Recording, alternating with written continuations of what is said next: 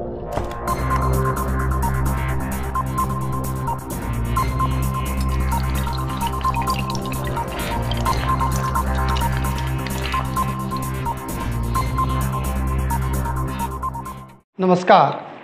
हमारे YouTube channel पर आपका हार्दिक स्वागत है।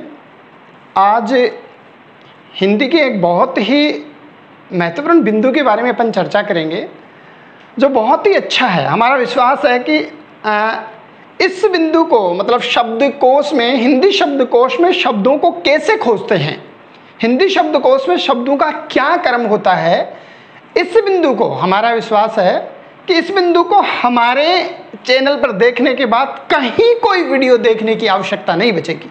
इतने शानदार तरीके से केवल गिनती के 7 बिंदु 7 मिनट के इतनी शानदार तरीके से हम बताएंगे। तो चलो बिना टाइम गवाए हम चर्चा करते हैं शब्दकोश के बारे में। शब्दकोश है वह शब्दों का खजाना है। इसमें एक भाषाभाषी समुदाय में प्रयुक्त होने वाले शब्दों को संचित किया जाता है। शब्दकोश में शब्दों की व्युत्पत्ति, उसके स्रोत, लिंग, शब्द रूप एवं विभिन्न संदर्भ ग्रंथों के बारे में जानकारी दी जाती है। हिंदी शब्दकोश में क्या होता है, हिंदी वर्णमाला का अनुसरण किया जाता है। यद्यपि हमने हमारे पहले वीडियो में हिंदी वर्णमाला क्या है उसके बारे में विस्तार से चर्चा की है, फिर भी एक बार अपन यहाँ दोबारा देख लेंगे। तो हिंदी शब्दकोश में क्या होता है, जो हिंदी वर्णमाला है उसका अनुसरण किया जाता है, परंतु एक इसमें खास बात होती है। हिंदी वर्णमाला में जहां अपन चर्चा करें कि पहले स्वर होते हैं ए, आ, उसके बाद में ई, ऐसे स्वर होते हैं, उसके बाद में व्यंजन होते हैं, जैसे क, ख, ग, ऐसे व्यंजन होते हैं। इसमें क्या होता है, शब्दकोश में क्या होता है कि जैसे पहले ए शुरू होगा, पहले स्वर की बात करें ए शुरू होगा, तो इसमें क्या होगा, हिंदी शब्दकोश में क्या होता है कि पहले अनुस्वार वाले शब्द, कि जो भी पहले अनुस्वार है और उसके बाद में चंद्र बिंदु वाले शब्द वो आते हैं। कहने का तात्पर्य यह है कि जैसे मैं ए की बात करूं, शब्दकोश में जैसे मैं ए की बात करूं, तो सबसे पहले अंग अनुस्वार वाले शब्द आएंगे और उसके बाद में ए के ऊपर जो चंद्र बिंदु लगी हुई है उसके शब्द आएंगे। समझने वाली बात है। हमने हमारे वीडियो में आपको पहले बताया है कि अनुस्वार जो अनुनासिक हैं उनके पहले स्वर आना जरूरी है, इसलिए यहाँ ए को शामिल किया गया है। यद्यपि अनुस्वार और जो चंद्र बिंदु है, या यूँ कहूँ कि जो विसर्ग भी होता है, इनका वास्तव में जो जैसा रूप दिखाई दे रहा है वैसा रूप वास्तव में नहीं होता है। यह इनका रूप यही होता है, ऊपर बिंदी, यहाँ चंद्र बिंदु और आगे 2 कोलन मतलब 2 विसर्ग लगे हुए हैं, 2 बिंदी लगी हुई है, विसर्ग कहते हैं जिसे। यही इनका वास्तव में यही इनका क्या है, रूप है। अपन शब्दकोश में शब्दों के क्रम की बात करें तो इसमें जो अंग दिखाई दे रहा है यह अयोगवाह है अंग, अयोगवाह अंग है, यह नहीं है, अयोगवाह अंग नहीं है। इसमें क्या है पता है, ए के ऊपर अनुस्वार लगाया गया है, ए स्वर के ऊपर अनुस्वार लगाया गया है। यह ध्यान रखने वाली बात है। यह जो रूप है यह अयोगवाह अंग का नहीं है, जबकि इसके ऊपर ए के ऊपर अनुस्वार लगाया गया है। यही नहीं, प्रत्येक वर्ण के प्रारंभ में ऐसा ही होता है। आगे अपन चर्चा करेंगे, फिलहाल मैं ए की बात कर रहा हूँ। ए के लिखेंगे तो पहले अनुस्वार वाला आएगा, उसके बाद में चंद्र बिंदु वाला आएगा और उसके बाद में विसर्ग वाला बिंदु आएगा। जैसे मैं आ की बात करूं तो आ में भी पहले अनुस्वार वाला आएगा, उसके बाद में आ में चंद्र बिंदु वाला आएगा और उसके बाद में कहूँ विसर्ग वाली स्थिति अगर है तो। यद्यपि हम आपको पहले कह चुके हैं कि यद्यपि हिंदी में विसर्ग का कोई अस्तित्व नहीं है, केवल संस्कृत से जो आए हुए शब्द हैं, जो तत्सम शब्द हैं, उनमें ही विसर्ग का प्रयोग किया जाता है। आगे अपन अगले वाले बिंदु की बात करें कि जो प्रत्येक वर्ण है, चाहे वह स्वर है, चाहे वह व्यंजन है, और उसकी मात्रा में सबसे पहले जो अनुस्वार है उसका प्रयोग होगा और उसके बाद में क्या होगा, चंद्र बिंदु का होगा। यह बात स्वर और व्यंजन दोनों के ऊपर लागू होती है। स्वर और व्यंजन दोनों के ऊपर लागू कैसे होती है, एक बात इस उदाहरण से समझो कि जैसे यह स्वर की बात थी, यहां यह स्थिति है। जैसे मैं आ की बात करूं, यहाँ आ की बात करूं तो आ के ऊपर भी पहले अनुस्वार, उसके बाद में चंद्र बिंदु वाला, यूं कह दूं मैं, आ के ऊपर पहले अनुस्वार वाला, उसके बाद में क्या है चंद्र बिंदु वाला, और उसके बाद में अगर पॉसिबल है तो विसर्ग वाला, तो चंद्र बिंदु तो विसर्ग वाला आ जाएगा। कोई शब्द है तो यद्यपि नहीं मिलते हैं, पहले आ के अनुस्वार वाले हैं, फिर आ के मतलब चंद्र बिंदु वाले हैं। अगर अनुस्वार का भी कोई शब्द नहीं है तो पहले चंद्र बिंदु वाले शब्द आ जाते हैं। मतलब दोनों में से जो भी शब्द होगा पहले वही आ जाएगा। यही बात व्यंजनों के लागू होती है। कैसे कि जैसे मैं कै व्यंजन की बात करूं, कै व्यंजन की बात करूं तो कै में भी सबसे पहले अनुस्वार वाला आएगा, उसके बाद में चंद्र बिंदु वाला आएगा, और उसके बाद में सामान्य कै आएगा। सामान्य कै उसके बाद में आएगा। ठीक है, वर्णमाला के बारे में अपन चर्चा करेंगे कि हिंदी वर्णमाला में है वो क्या क्रम है, शब्दकोश में शब्द हिंदी में किस क्रम में अपने को मिलेंगे। इससे पहले एक वेरी इंपॉर्टेंट बिंदु के बारे में अपन चर्चा कर रहे हैं। वह इंपॉर्टेंट बिंदु क्या है, समझने वाली बात है कि यद्यपि हिंदी वर्णमाला में जो संयुक्त अक्षर हैं क्षय, त्रय, ज्ञ और श्रय, ये वास्तव में सबसे अंत में होते हैं, लेकिन शब्दकोश में उन्हें उस क्रम में ही रखा जाता है जिन व्यंजनों से ये मिलकर संयुक्त हुए हैं, जिन व्यंजनों से मिलकर ये बने हैं। मैं एज एग्जाम्पल समझा रहा हूं, या यूं कहूं कि चारों को मैं समझा रहा हूं कि कहां कहां आएंगे। जैसे मैं क्षय की बात करूं, जैसे मैं क्षत्रिय की बात करूं, क्षय की बात करूं, तो यह आधा कै और प्लस से मिलकर बना हुआ है। जैसे मैं त्रय की बात करूं तो यह आधा तय और रे से मिलकर बना हुआ है। जैसे मैं ये की बात करूं तो ये आधा ज और ये से मिला हुआ है। जैसे मैं श्रय की बात करूं तो ये आधा स और रे से मिलकर बना हुआ है।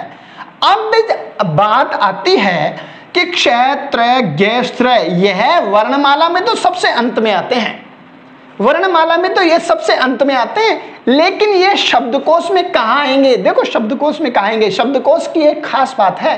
खास बात क्या है कि जो आधे अक्षर से प्रारंभ होते हैं, जो शब्द आधे अक्षर से प्रारंभ होते हैं, वो हमेशा औ की मात्रा के बाद में आते हैं, औ की मात्रा के बाद में आते हैं। एक मैं तुम्हें उदाहरण से समझा रहा हूं औ की मात्रा के बाद में कैसे आते हैं।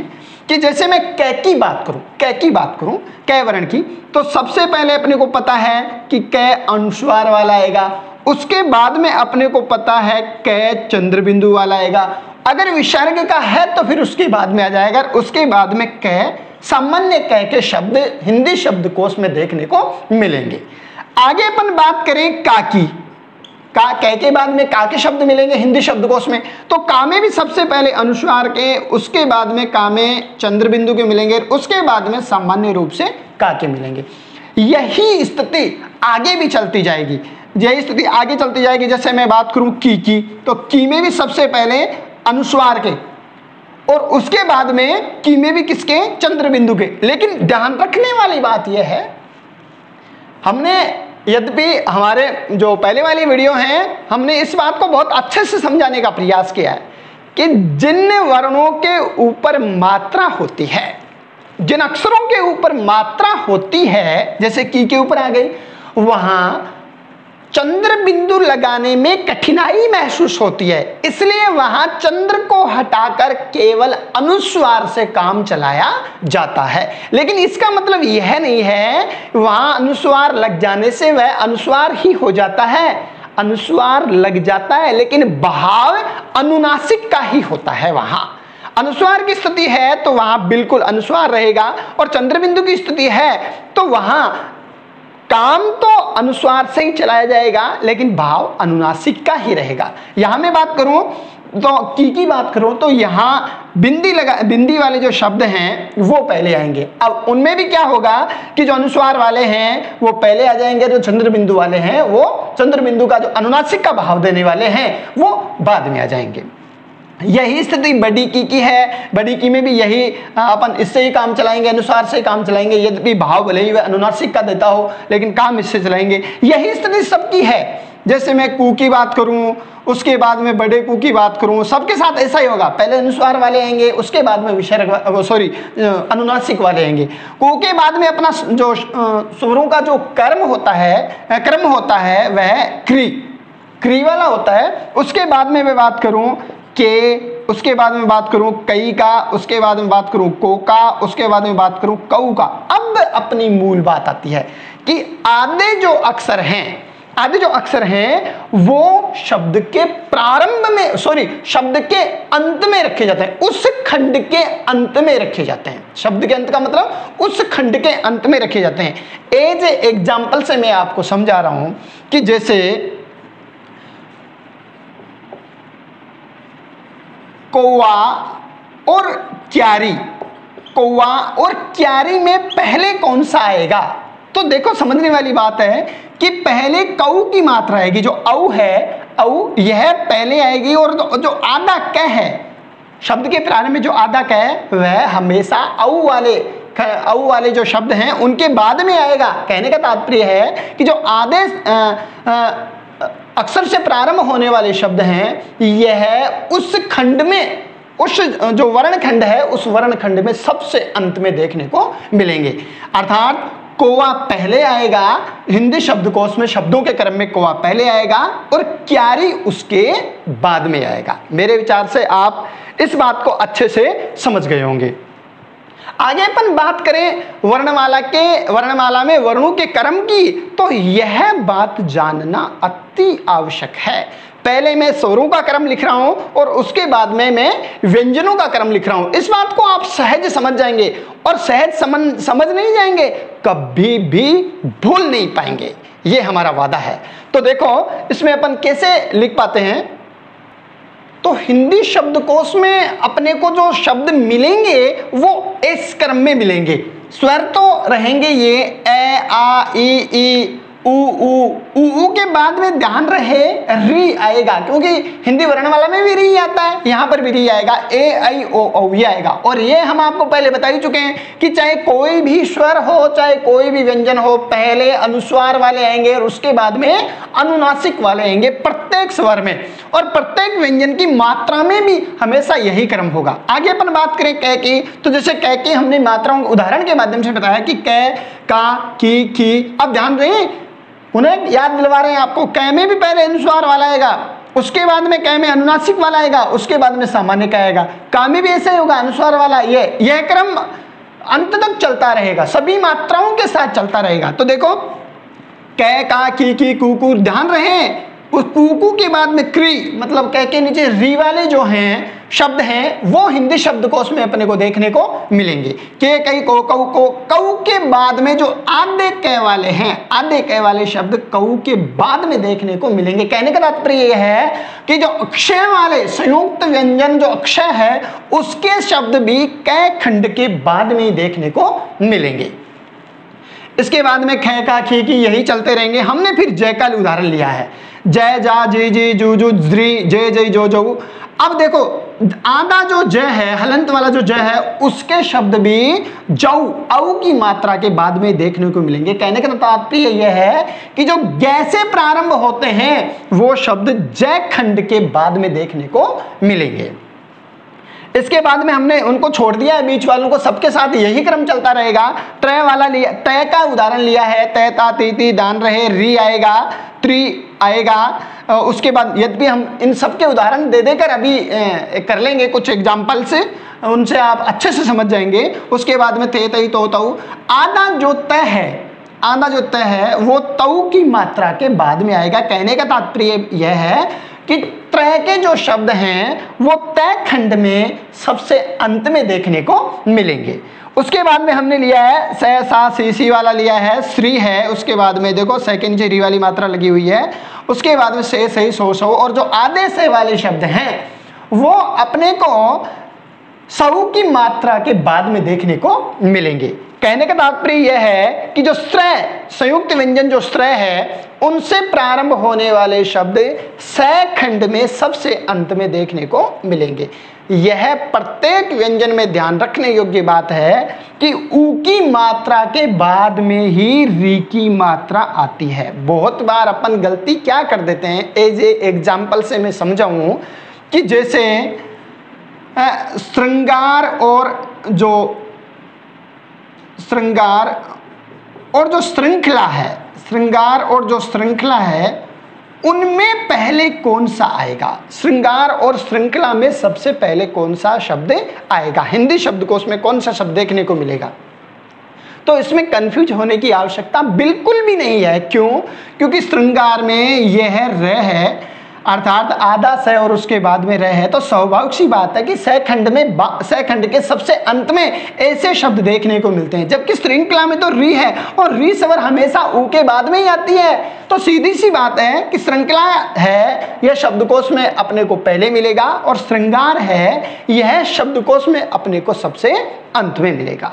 अब मैं बात करूं आधे अक्षर की, जो आधा अक्षर है यह अगर शब्द के मध्य में भी आए ना तो भी वही बात होती है, शब्दकोश का जो क्रम है वही है, अर्थात मध्य में भी आए तो उस खंड में आने वाले जो औ की मात्रा है उसके बाद में उस जो आधा अक्षर है उसका अपने को प्रयोग देखने को मिलता है, उसके शब्द देखने को मिलते हैं।